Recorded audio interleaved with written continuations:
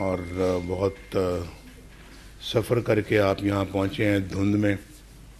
धुंध भी आजकल काफ़ी शदीद पड़ रही है यहाँ पर लाहौर में और पंजाब के इन इलाकों में। तो उसके बावजूद आप इतनी बड़ी तादाद में आए हैं, बहुत शुक्रिया। काफ़ी अरसे के बाद बहुत सारे अपने साथियों से मुलाकात हो रही है, मैं उनको देख रहा हूँ और वो मुझे देख रहे हैं, तो बड़ी खुशी की बात है। काफ़ी बीच में गैप आ गया और हालात कहाँ से कहाँ ले गए।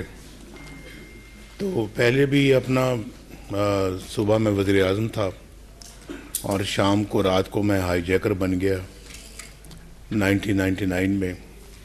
और 2017 में मुझे कभी वहमो गुमान से गुज़रा भी नहीं था कि वज़ीर-ए-आज़म के मनसब में मैं फ़ाइज़ हूँ और मुझे बेटे से तनख्वाह ना लेने पे फ़ारिग कर दिया जाएगा, लेकिन ऐसा हुआ।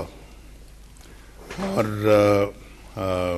आपने भी देखा कि ऐसा हुआ कि सिर्फ तनख्वाह ना लेने की वजह से बेटे से, और वो भी 10,000 दिरहम माहाना, 10,000 दिरहम माहाना जो है वो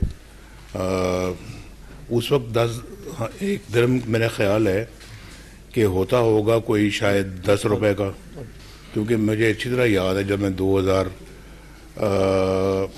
सन 2001 में सऊदी अरब गया तो 13 रुपए का था रियाल, तो 12-13 रुपए का दिरहम भी होगा। तो उस वक्त 13 यानी कि 10,000 दिरहम का मतलब ये हुआ कि 1 लाख रुपए के लगभग की तनख्वाह उस पे मुझे फ़ारिग कर दिया।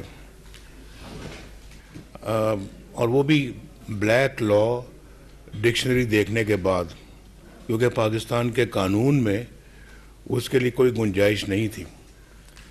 तो ना कानून में गुंजाइश थी, ना आइन में गुंजाइश थी, लेकिन वज़ीर-ए-आज़म को निकालना मकसूद था।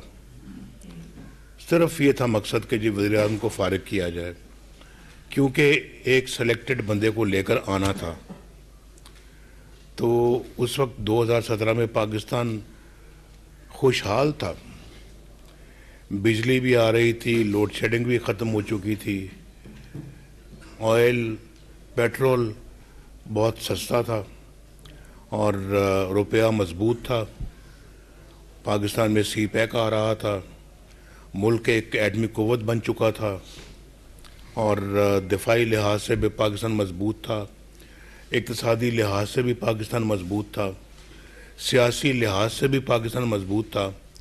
हिंदुस्तान के वज़ीर-ए-आज़म पाकिस्तान आए और पाकिस्तान के बारे में दुनिया ये कह रही थी कि इंशाअल्लाह ये चंद सालों बाद एक इलाकाई ताकत बन जाएगा और G20 में भी आ जाएगा। और 6.2% हमारी ग्रोथ रेट थी। महंगाई का नामो निशान तक नहीं था, ना आटा महंगा था, ना चीनी महंगी थी, ना बिजली महंगी थी, ना गैस महंगी थी, ना दालें महंगी थी, ना गोश्त महंगा था। सब गरीबों के घर भी माशाल्लाह आबाद थे और बच्चे भी स्कूल जाते थे और घर में अपना रोज़गार भी था। लाखों लोग रोज़गार हासिल कर रहे थे पाकिस्तान के अंदर हर साल, करोड़ों गुर्बत की लकीर से बाहर निकल रहे थे। तो मुल्क तो एक तरह का अल्हम्दुलिल्लाह भाग रहा था, आगे दौड़ रहा था तरक्की में, और ख़ित्ते के बाकी ममालिक हमसे पीछे थे। आज सारा कुछ रिवर्स हो गया। IMF से हमने खुदा हाफिज़ कहा था अपने ज़माने में। बैठे ये डॉक्टर साहब मेरे बाएं बैठे हुए हैं, ये खुद हैं उनको अपना खुदा हाफिज़ कहने वाले। अच्छा भाई, अब इंशाअल्लाह फिर जो है वो मिलेंगे, अभी फ़िलहाल हमें IMF की कोई ज़रूरत नहीं है। अपना काम खुद चला रहे थे, कोई लोन हम अपना जो है ना अपने गैर मुल्की जो कर्जे थे वो वापस कर रहे थे। मुझे मालूम है कि इनको मालूम है कि हमने चीन का जो कर्जा वापस किया, लिया नहीं हमने कर्जा अपने ज़माने में, वापस किया। और अगर वो मोमेंटम चलता रहता तो आज हम अल्लाह के फजल करम से बहुत आगे होते। दुनिया में तरक्की याफ्ता ममालिक के अंदर भी हम बहुत आगे होते। 25 करोड़ का ये मुल्क है भाई, कोई ऐसे तो नहीं है। तो मेरा ख्याल है कि दुनिया के अंदर जो सबसे ज़्यादा आबादी वाले मुल्क हम उनमें हमारा पहले 10 मुल्कों में हमारा शुमार है। बस नज़र खा गई हमें। हम ख़ुद भी शायद अपने साथ इतने मुखलिस नहीं जितने कि हमें होना चाहिए था। और ये बात तो बिल्कुल सही है। तो नाइंसाफ़ियाँ इतनी बड़ी बड़ी होती हैं, हम खामोशी के साथ बर्दाश्त कर जाते हैं, सह जाते हैं। तो ये सारी चीज़ें जो है ना ये अपना बहुत अफसोसनाक हैं। और फिर आप में से पता नहीं कितने आज सुबह या कल आए होंगे हवाई जहाज़ पे, और कई बाय रोड मोटरवे से आए होंगे। तो पहले तो सड़कों पे आना बड़ा एक मुश्किल काम था, और आजकल तो जगह जगह आपको मोटरवेज मिलती हैं। तो आपके 10-10 घंटे के सफ़र जो हैं वो 5-5 घंटे के हो गए हैं, या उससे भी कम के हो गए हैं।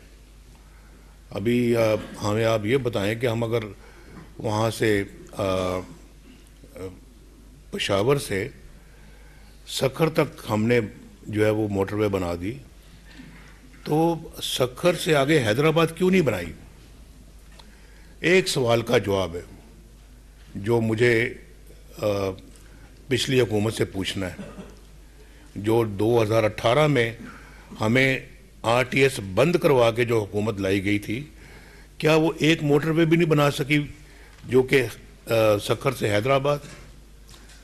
वो हमारे मंसूबे में मौजूद था वो।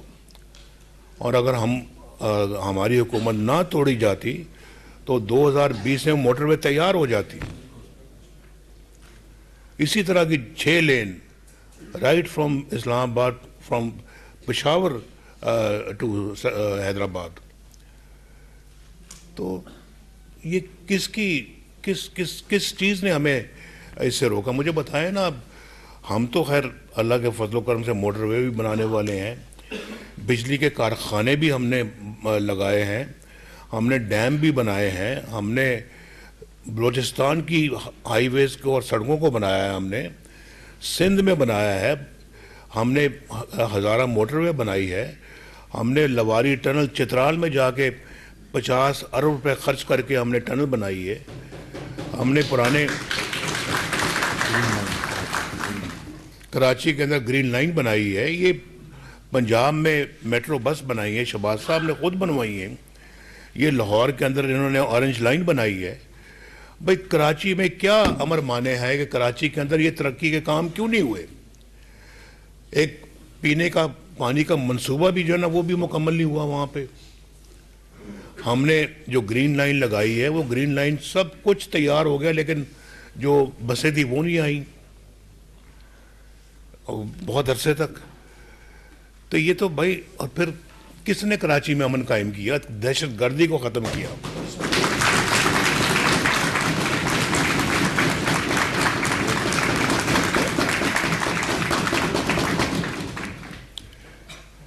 तो हमने अल्लाह के फजलो करम से जो कोयला सिंध के अंदर कोयला है, पिछले 50 साल से सुन के कान पक गए थे, लेकिन सब कहते ही थे, लगाता कोई नहीं था कोई प्रोजेक्ट वहाँ पे। हमने उस कोयले की कान को जाके कोयला वहाँ से निकाला, एक वो प्रोजेक्ट, उस कोयले को फिर हम बिजली में ढाला और आज वहाँ बिजली बन रही है। हमने अमल करके दिखाया। कराची के अंदर जो है ना वो जो हमारा न्यूक्लियर पावर प्लांट लगाया 2200 मेगावाट, कोई छोटा प्लांट नहीं है, 2200 मेगावाट। तो किसने ये सारे काम किए हैं? और हमें कह देते हैं नवाज शरीफ ने अमन कायम किया, नवाज शरीफ ने अमन कायम किया। जब वोट की बारी आती है तो वोट किसी और को चला जाता है। ये चित्राल वाले भी कहते हैं हो जनाब, नवाज शरीफ ने वहाँ पे लवारी टनल बनाई है, लवारी टनल बनाई, नवाज शरीफ ने बनाई है। जब वहाँ पे इलेक्शन हुआ तो वोट जमात इस्लामी को चला गया। टनल हमने बनाई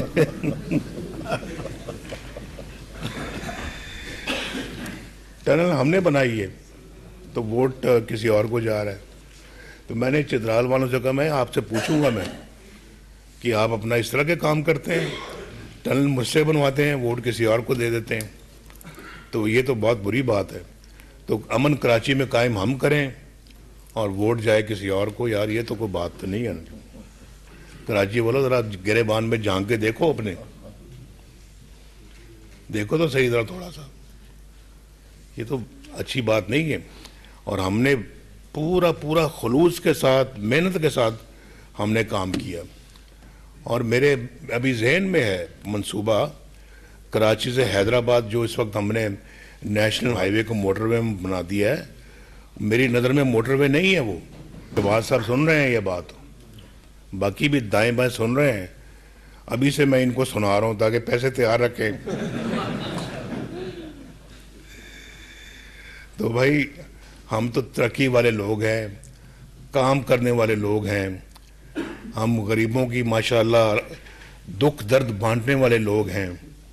गरीबों के लिए हम नहीं चाहते कि मुल्क में कोई महंगाई हो, आटा दाल महंगा हो। रोटी हमारे ज़माने में 4 रुपए की थी, आज 20 रुपए की है। ये कोई बात है यार करने वाली, कोई बात है? ये अपने मुल्क को कहाँ ले गए हम? ये अवाम को भूखा मारना है हमने। जब ये बातें मेरी नज़रों के सामने आती हैं, मेरे दिमाग में आती हैं, तो मैं तो बहुत दुखी होता हूँ, बहुत दुखी होता हूँ कि अब रोटी लोग बेचारे कई ऐसे हैं जो गरीब तरस लोग जो हैं वो रोटी प्लांट लगाए, उन्होंने रोटियां वो मुफ्त लोगों को बांटते हैं। तो मैं देखता हूँ 100-100 ख़वातीन लाइनों में लगी हुई हैं सिर्फ 4 रोटियां लेने के लिए।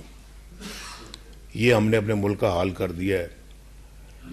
तो भाई हमने अपने मुल्क के साथ बहुत ज़्यादतियाँ की हैं, कुल्हाड़े मारे हैं हमने, और आइन कानून पे अमल किया कोई नहीं है। कोई अगर अमल कायम करने का इरादा करता है तो उसको भी रास्ते से हटाते हैं।